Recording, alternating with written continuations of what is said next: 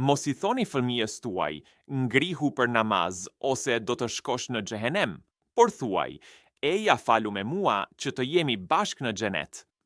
Mos i thoni fëmijës tuaj, ngrihu rregullo dhomën tënde të çrregulluar, por thuaj, a ke nevojë për ndihmë që ta rregullosh dhomën tënde, nga se ti gjithnjë pëlqen pastërtinë dhe rendin.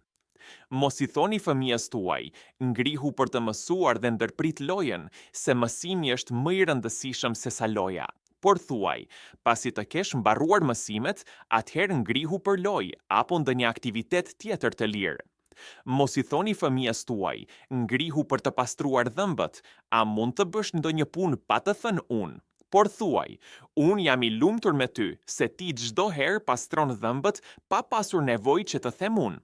Mos i thoni fëmijës tuaj, mos shkruaj në mur, por thuaj, vizato në letër, pastaj unë të ta vendos atë në mur. Mos i thoni fëmijës tuaj, mos fli në bark përmbys, por thuaj, ne e dim se është nga suneti i pejgamberit fjetja në krahun e djathtë dhe fjetja në bark është e dëmshme dhe e urryer tek Allahu. Mos i thoni fëmijës tuaj, mos ha çokoladata se dhëmbët të dëmtohen, por thuaj, unë të kam lejuar të hash çokoladë vetëm një herë në ditë, se dhëmbët të bëhen të papastër. Në fund, çdo fjalë e nxjerr nga ju ka një ndikim të madh në fëmijën tuaj dhe dije që fëmia juaj është një pasqyrim i juaj dhe i imazhit tuaj.